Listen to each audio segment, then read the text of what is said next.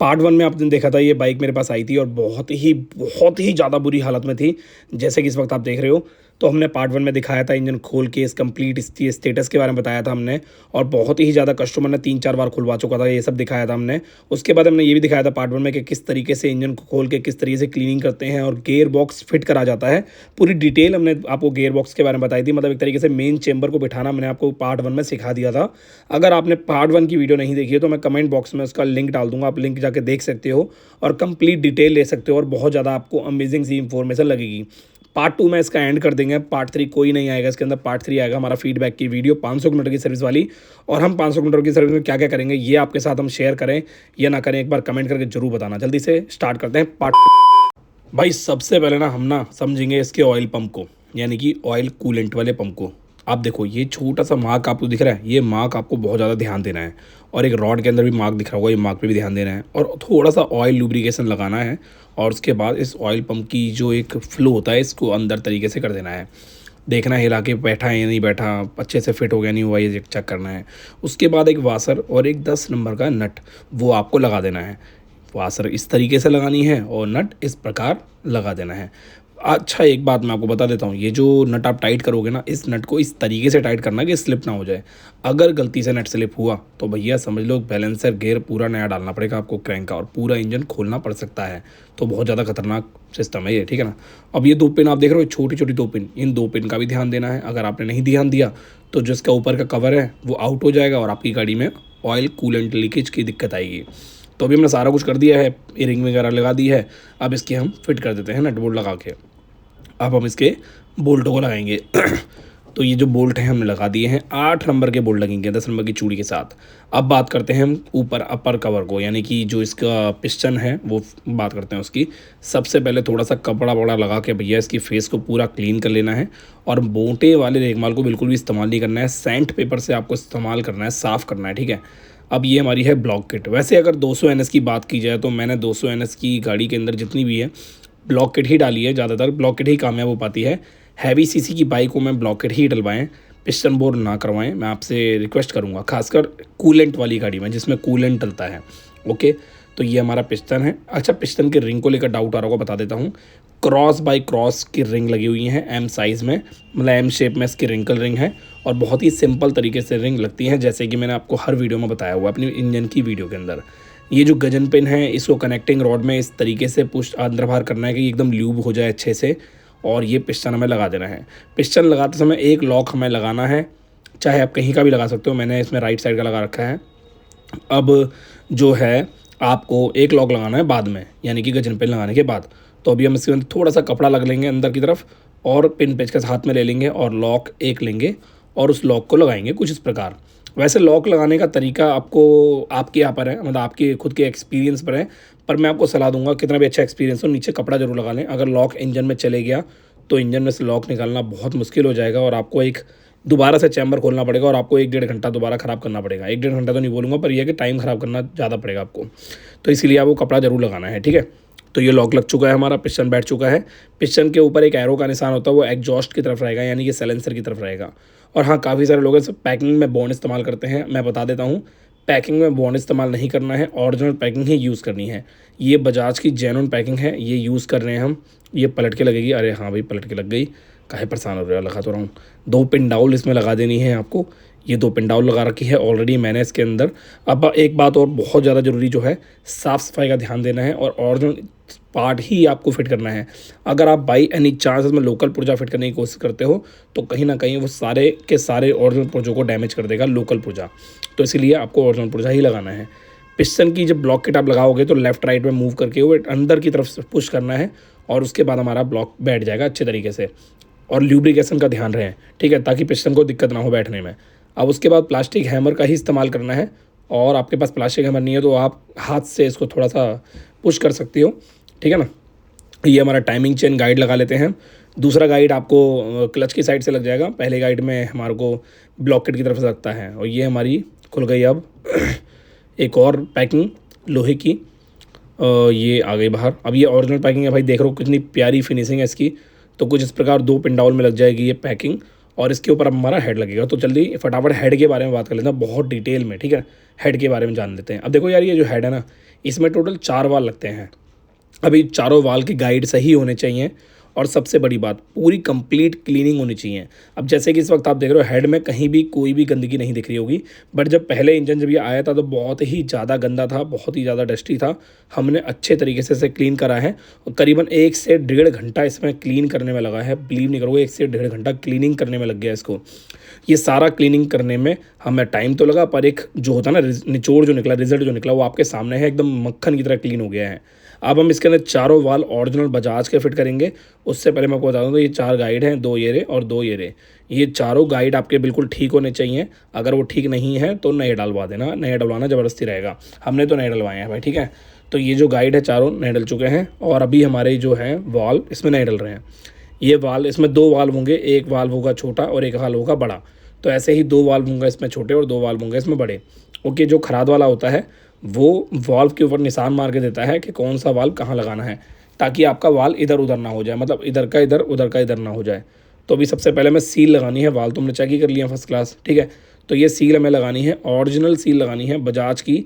अगर आपके पास बजाज की नहीं है तो आप HTA की यूज़ कर सकते हैं। HTA ओरिजिनल सील होती है। तो ये हमारी बजाज की सील यहाँ पे लग गई। ऑयल लुब्रिकेशन का इस्तेमाल करना है ताकि सील को जब आप लगाओगे तो सील बहुत ही ज़्यादा मक्खन की तरह बैठ जाए, स्मूथ वे में एकदम, जिसे कहते हैं ना एकदम मक्खन माफिक। तो ये सील हमारी बैठ चुकी है चारों की चारों। अब चारों सील लगाने के बाद हमें क्या करना है, अच्छे तरीके से देखना है कुछ रह तो नहीं गया, गंदगी वगैरह तो नहीं है, क्लियर करना है उसे एकदम साफ़ करके। हमें चारों वाल इसमें लगाने हैं। बड़े वाल में बड़ा वाल लगाना है और छोटे वाल में छोटा वाल लगाना है। हेड में 2 वाल में निशान होता है, एक बड़े वाल में और एक छोटे वाल में। और वाल में भी 2 निशान होते हैं, एक छोटे वाल में और एक बड़े वाल में। उस निशान से आपको वॉल को मैच करना है। जैसे कि आप देख रहे हो वॉल के ऊपर एक निशान लगा हुआ है छोटा सा, ठीक है ना। तो इसको इसलिए लगाया जाता है थराद वाला, ताकि वो अलग जगह ना लग जाए, ठीक है, क्योंकि ग्रैंड होता है ना, इसीलिए। तो ये ग्रैंड तो हमने कराई दिया है और चारों वाल भी हमारे लग चुके हैं। अच्छा, हेड फिट करने से पहले मैं आपको एक छोटी सी चीज़ बताना चाहूँगा। आपके पास हेड के अंदर फिट करने के लिए पूलर है या नहीं है ये मुझे नहीं पता बिल्कुल भी, बट हमारे पास तो पूलर है। बट फिर भी हमने क्या किया है, आपको बिना पूलर के फिट करना दिखाया है। इस वीडियो में बिना पूलर के फिट करना दिखाएंगे आपको हेड किस तरीके से फिट करते हैं। सबसे पहले आपको वासर लगा देनी है, चारों की चारों हम 4 वासर लगाएंगे इसके अंदर। पिन पेचकस की मदद से वासर को पहले ही बिठा लें। अगर आप पहले नहीं बिठाओगे तो आपको स्प्रिंग लगाते समय हो सकता है वासर ना बैठ पाए और स्प्रिंग टेढ़ी रह जाए, जिसकी वजह से आपको परेशानी भुगतनी पड़ सकती है बाद में। तो ध्यान रहे, वासर पूरी प्रॉपर फ्लैट हो जानी चाहिए। और एक चीज़ और, वासर के नीचे बिल्कुल भी कचरा नहीं होना चाहिए। अगर हल्का सा भी कचरा हुआ तो वाल्व के अंदर बैठाते समय आपको बहुत दिक्कत आएगी, ठीक है ना। तो ये हमारी स्प्रिंग लगेगी इस तरीके से कुछ। इसमें सिंगल स्प्रिंग होती है, चारों स्प्रिंग कहीं भी कोई सी भी लगा सकते हो।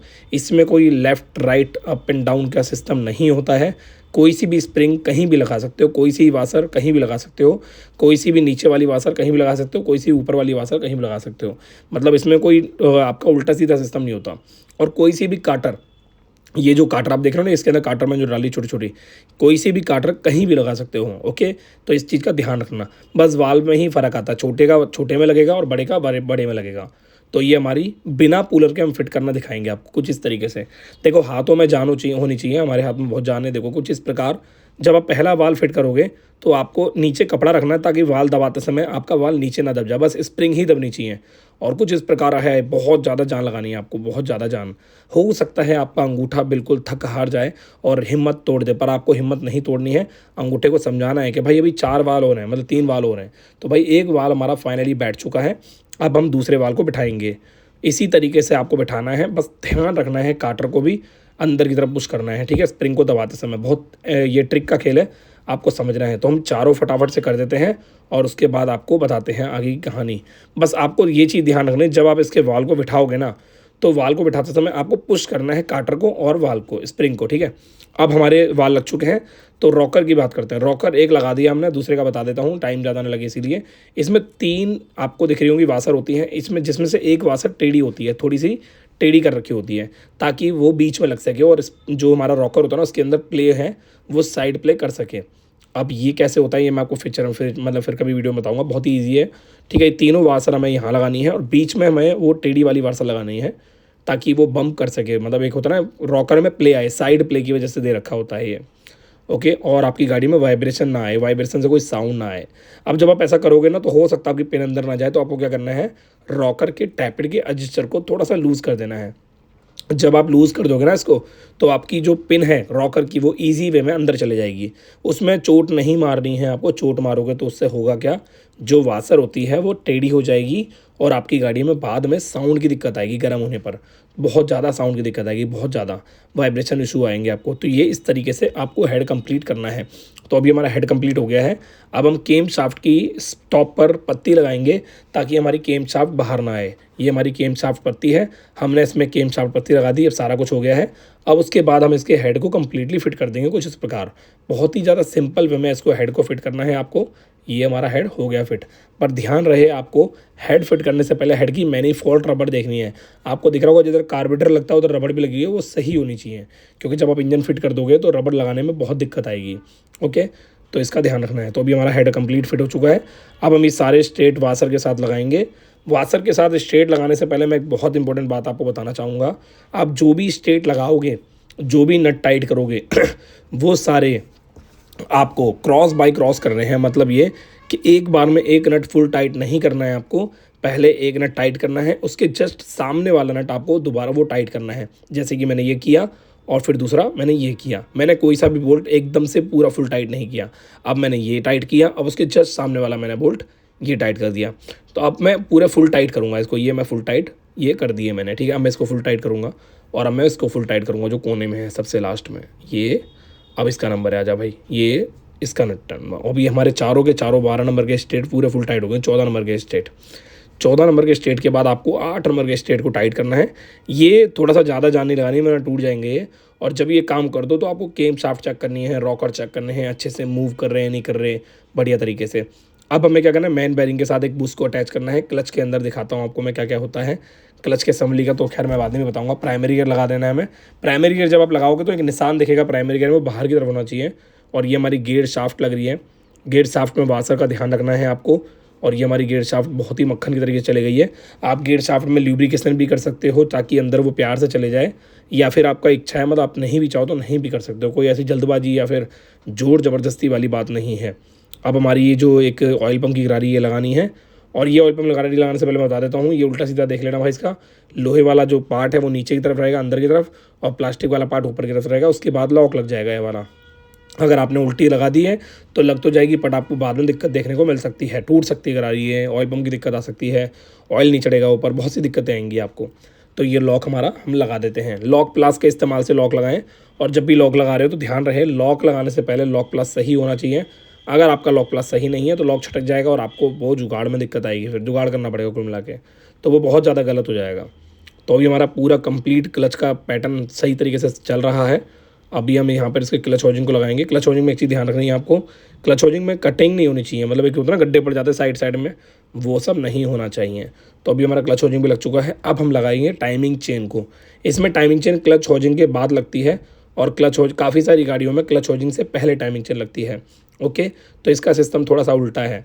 अब हम टाइमिंग चेन ऊपर से लगा देंगे नीचे की तरफ, और नीचे जब टाइमिंग चेन आएगी तो पिन पिक्चर से बाहर की तरफ कर देंगे उसको कुछ इस प्रकार। उसके बाद हम टाइमिंग चेन की छोटी सी गरारी को लगाएंगे कुछ इस प्रकार, और टाइमिंग चेन की गरारी को हम इस प्रकार तरीके से लगाएंगे कि हमारा जो पिस्टन है वो टॉप पे होना चाहिए। पिस्टन टॉप पे जब रहेगा और हम टाइमिंग चेन को जब लगाएंगे ऊपर की तरफ, तो हमारा जो स्पॉकेट होगा ऊपर वाला, अब ये मैं स्पॉकेट दिखाता हूँ, पहले बुश लगा दूँ। तो ये मैंने बुश लगा दिया, अब मैं स्पॉकेट दिखाता हूँ। तो ये हमारा जो बुश है ये इस प्रकार लग गया इसके अंदर। इसमें टी का पॉइंट आपको दिख रहा होगा, टी का निशान। तो ये जो टी का निशान है ना, ये ऊपर की तरफ रहना चाहिए, पिस्टन टॉप पे रहना चाहिए, ये बहुत ज़्यादा ज़रूरी है। अब इस तरीके से हमारा ये पूरा कंप्लीट जो है टाइमिंग सिस्टम मिल चुका है टाइमिंग चेन का। ओके, तो ये हमारा सेट हो गया। नीचे का जो है टी दिख रहा है, नीचे का निशान और टी का निशान दोनों एकदम टॉप पे होने चाहिए, और पिस्टन हमारा टॉप पे होना चाहिए। इससे हमारी गाड़ी की टाइमिंग परफेक्टली मिल जाएगी। अब हम आगे बढ़ते हैं और चीज़ों के बारे में जानते हैं। ये हमारा निशान है और ये हमारा ऊपर टाइमिंग का निशान है। ओके, अब हम आपको बताते हैं आगे की कहानी। सबसे पहले तो उसके आपको टाइमिंग चेन स्पॉकेट के बोल्ट को टाइट करना है जो कि 12 नंबर का है, और नीचे आपके इस नट को टाइट करना है जो कि सीधी चूड़ी का नॉर्मल नट होता है, जैसे क्लच का नट होता है। हाँ, एक नट सीधी चूड़ी का होता है और एक नट उल्टी चूड़ी का होता है। जिसमें क्लच प्लेटें लगती हैं वो उल्टी चूड़ी का है, और जिसमें टाइमिंग चेन लगती है वो सीधी चूड़ी का, मतलब नॉर्मल नट है। यह है टाइमिंग चेन एडजस्टर। इसे पूरा बंद करके आपको टाइट कर देना है कुछ इस प्रकार, और जब ये बोल्ट ऊपर का टाइट हो जाए, मतलब उस बोल्ट को टाइट करने से पहले इस नट को खोल देना है आपको, एडजस्टर को। अगर आप इस रजिस्टर को नहीं खोलोगे और बोल्ट टाइट करोगे तो आपकी गाड़ी में दिक्कत आएगी। अब फाइनली बात करते हैं टैपिट के। तो टैपिट को सेट करने से बता देता हूँ भाई, मैं टैपिट की सेटिंग मैंने जो रखी है, उससे पहले इस वीडियो को लाइक कर दो, चैनल को सब्सक्राइब कर दो। भाई आपने इतनी ज़्यादा वीडियो देखी है और अभी तक यहाँ पर आ गए हो, तो वीडियो के अंदर बहुत मेहनत हुई है, बहुत ज़्यादा मेहनत साफ़ सफाई में हुई है, बहुत सारी चीज़ों में हुई है। मैं उम्मीद करता हूँ आपको ये वीडियो बहुत ज़्यादा अच्छी लगी होगी।